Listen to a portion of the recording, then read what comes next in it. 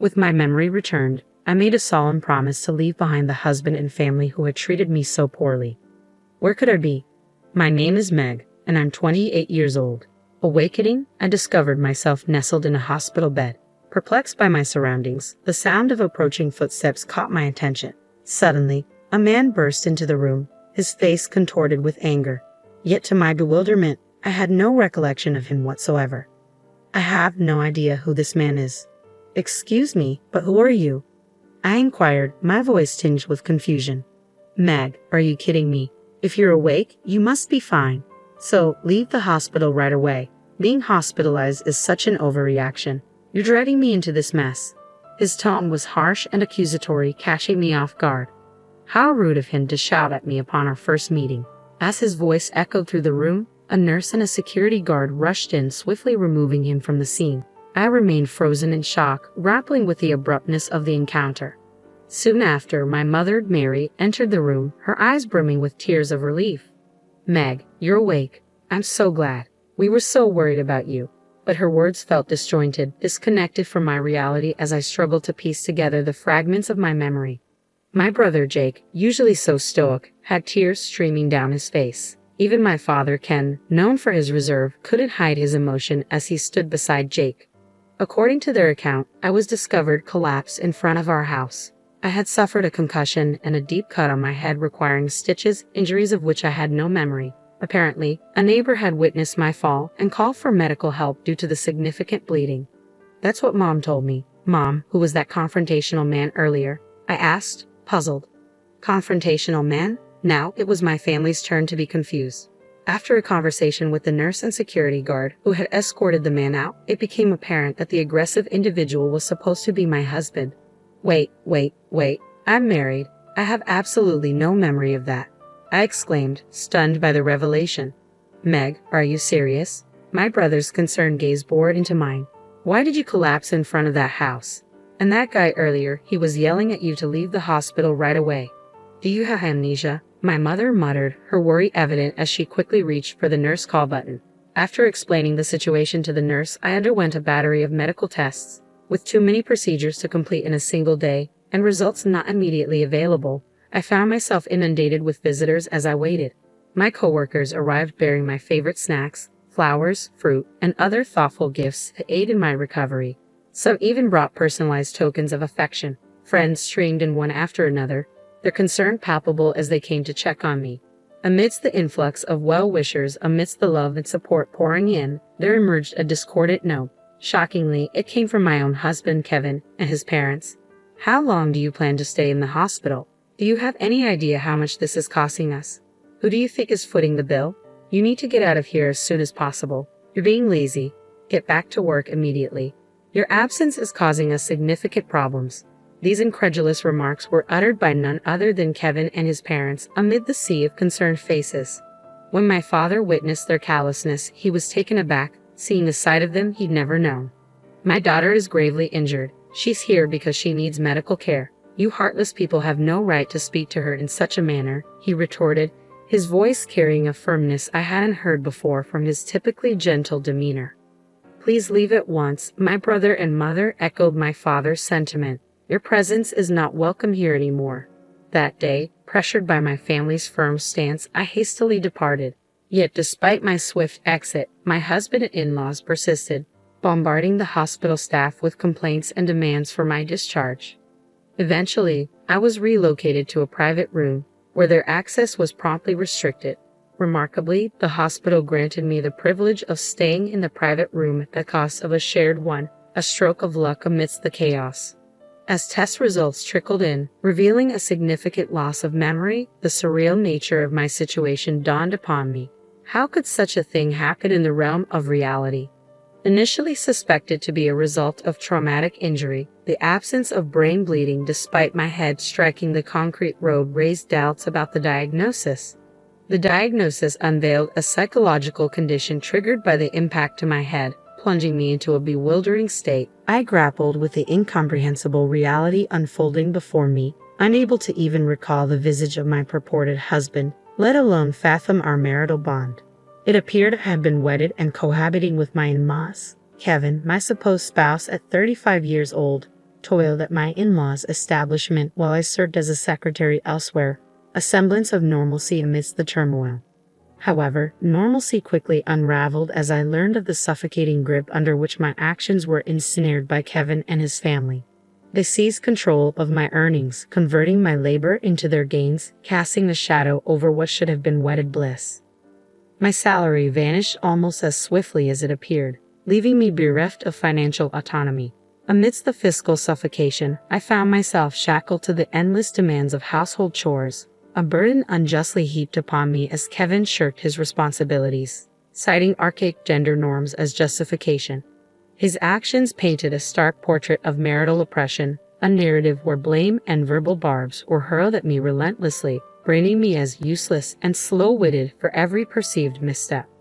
Under the suffocating weight of marital expectations, I endured incessant haranguing from my in-laws who incessantly badgered me about household chores, work, and the inability to conceive. Even the simple act of enjoying a proper meal became a distant luxury within the confines of that house. Amidst this oppressive atmosphere, it became evident that my exhaustion was mounting. While Kevin chauffeured me to and from work, his motives were far from altruistic. Rather, it was a calculated effort to ensure my compliance, to prevent any deviation that might incur unnecessary expenses. It was my coworker and confidant, Betty, who pieced together the fragments of my married life, recounting conversations where I had confided in her about the trials endured with Kevin and my in-laws. As Betty recounted the details, memories slowly began to resurface, revealing the events leading up to the day of my injury. On that particular day, as was becoming customary, Kevin's voice pierced through the confined space of the car as we made our way home from an errand. "You took forever at the store, and now we're going to be late for our appointment. What's your excuse this time, you slowpoke?" "It wasn't just my shopping. I was searching for an item your mom requested. If you had bothered to assist me, we would have finished much sooner," I retorted, my frustration simmering beneath the surface. "Stop with the excuses. It's the same thing every time. Every outing with you ends in frustration. I shouldn't have even bothered to come along." My husband's tirade continued relentlessly, echoing through the confines of the car. For nearly an hour, he didn't let up, his anger mounting with each passing moment.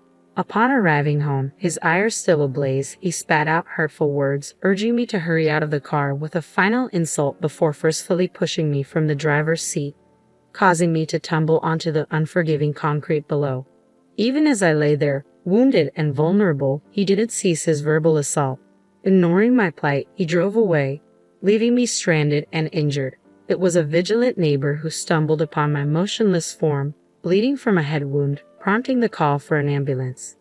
Recalling this harrowing incident, I contacted the authorities, determined to seek justice for the pain I had endured. Subsequent investigations, supported by security camera footage, validated the truth of my memories. Anger coursed through me as I grappled with the cruelty I had endured. Why had I been subjected to such treatment? I vowed silently that he would face the consequences for his actions. Yet even as I harbored this resolve, the reality of my marriage to Kevin remained hazy and distant, as if belonging to another life entirely. My weary body, coupled with the revelations of my medical condition, served as stark reminders of the ordeal I had endured, a testament to the grim reality of the married life Betty had described. Upon my discharge from the hospital, I made the decision to eschew returning to Kevin's household, instead opting to seek solace in the familiar embrace of my parents' home. There, within the sanctuary of my childhood abode, I was enveloped in a cocoon of love and care fit for a princess. "Meg, today we prepared your favorite fried chicken. Indulge yourself, dear, and your father even brought home a cake. Let's savor it together later," my mother would announce with a smile, her culinary prowess transforming each meal into a feast. Meanwhile, my father and brother lavished me with unwavering attention and support. Under the tender ministrations of my family, my body gradually found renewal with each passing day. My workplace, understanding of my plight, encouraged me to take a leave of absence, insisting that I return only once fully restored. In the embrace of my parents' nurturing care, not only did the wounds from my accident begin to heal, but the burdensome weight of fatigue began to lift as well. Remarkably, even my hair and skin, ravaged by the ordeal of hospitalization, regained their former luster, It was a testament to the profound impact of stress. Burdened by the weight of my tumultuous married life, a sudden wave of anxiety gripped my thoughts. Must I return to that house simply because of marriage? The question spilled from my lips, betraying my unease. Don't concern yourself with that, dear. No one will compel our beloved daughter to endure such hardships. You must sever ties and seek a divorce as soon as possible, reassured my mother, her words a balm to my troubled soul. Following a family discussion, it was decided to seek legal counsel from a trusted friend of my father, a lawyer who had known me since childhood and shared a long-standing relationship with my family. Upon learning the details of my plight, the lawyer, much like my family, expressed vehement outrage and resolved to assist in every possible way. With the guidance of this skilled legal advocate, the process of divorce commenced smoothly, offering a glimmer of hope amidst the darkness of my marital ordeal. Meanwhile, within the confines of Kevin's household, simmering resentment filled the air as Kevin and his parents seethed with frustration. When will she return? The smooth operation of the store depends on her. We can't afford to wait any longer, Kevin lamented, his tone tinged with irritation. Echoing his sentiments, his mother-in-law interjected, "She's been discharged from the hospital, hasn't she? There's no reason for her to remain away. Instead of idling, she should focus on providing us with an heir." Adding fuel to the fire, his father-in-law chimed in, "She's become too accustomed to being coddled. Once she returns, we'll need to remind her of her responsibilities." In their desperation, they resorted to incessant calls to my parents' home, each inquiry dripping with urgency. "Is Meg there? Why hasn't she returned yet? Surely she's recovered by now. We have our business to consider, so we implore you to send her back immediately." My brother relayed the relentless demands they had made over the phone. Despite my family's unanimous support for my decision to stay away, I felt compelled to retrieve my belongings from the house. Seeking legal guidance, I enlisted the aid of a lawyer, and my father agreed to accompany me on this endeavor. From the moment I set foot inside, tension hung thick in the air, and accusatory tirades began anew. "How long do you intend to linger at your parents' home? Why haven't you been answering your phone? Your negligence is appalling. It's high time you return to your duties. There's an overwhelming backlog of chores and responsibilities awaiting your attention." Kevin and my in-laws berated me without restraint. However, their vitriol was swiftly silenced as the lawyer and my father entered the room, their presence commanding a momentary pause in the onslaught of accusations. "Why did you bring a lawyer? What business do they have here?" they demanded, their anger palpable. "Let's take a moment to sit down and talk," the lawyer intervened, her calming presence guiding them towards the living room alongside my father. As they engaged in discussion, I retreated upstairs to my room, my mind swirling with uncertainty. Why had I returned to this oppressive environment? It dawned on me that I had left behind crucial evidence of the emotional abuse endured within these walls, a diary meticulously chronicling the hurtful words and actions of Kevin and my in-laws. The lawyer had stressed its importance as evidence, and I possessed another piece of damning proof, carefully concealed from prying eyes. As I busied myself with packing, the tense atmosphere downstairs erupted into a cacophony of voices. "Who consented to the divorce? You can't make decisions on your own." The sharp sound of impact echoed through the house, sending a shiver down my spine. It was evident that my father and the lawyer had broached the topic of divorce, sparking a volatile reaction from Kevin and his family. Frantically clutching my packed belongings, I hurried downstairs, only to be met by Kevin emerging from the entrance, his accusatory words cutting through the tension. "What's with the luggage? Are you not planning to return? And who's spreading rumors about winning a divorce? Explain yourself." His voice was laced with anger as he reached out towards me. Thankfully, the lawyer intervened just in time, her presence a barrier between us. "Violence is never acceptable," she asserted firmly. "I'm not being violent. I just want to talk to her," Kevin protested, his frustration evident. "You need to communicate calmly," the lawyer insisted, maintaining a firm stance. However, as Kevin attempted to approach me once more, the doorbell chimed with an urgent tone. "Yes, who is it?" My mother-in-law's voice crackled through the intercom. "We are the police. Is Kevin Davis at home?" came the unexpected reply. Kevin Davis is my husband's full name. What could the police possibly want here? My mother-in-law's voice quivered with apprehension. "Could you please open the door if Mr. Davis is present?" The police persisted. With a sense of urgency, my mother-in-law hastened to the door and swung it open. "Excuse us, which one of you is Kevin Davis?" the officers inquired. "That would be me," my husband responded, his tone tense. "Kevin Davis, you were under arrest on suspicion of assault. Please come with us to the station," the police declared, their words hanging heavy in the air. As the police officer made the announcement, the tension in the room was palpable. I could hear my mother-in-law's sharp intake of breath, a testament to the shock rippling through the household. My husband, too, appeared shaken, his voice trembling as he questioned, "Why me?" His confusion was evident, but there was no denying the gravity of the situation. Indeed, what had initially seemed like a mere incident had now escalated into a criminal case following the official complaint lodged with the police. Fortunately, the presence of security camera footage left no room for ambiguity or excuses. Initially, my husband was led away in silence. However, his composure quickly gave way to vehement protests. "I'm not at fault. It's her clumsiness that caused this.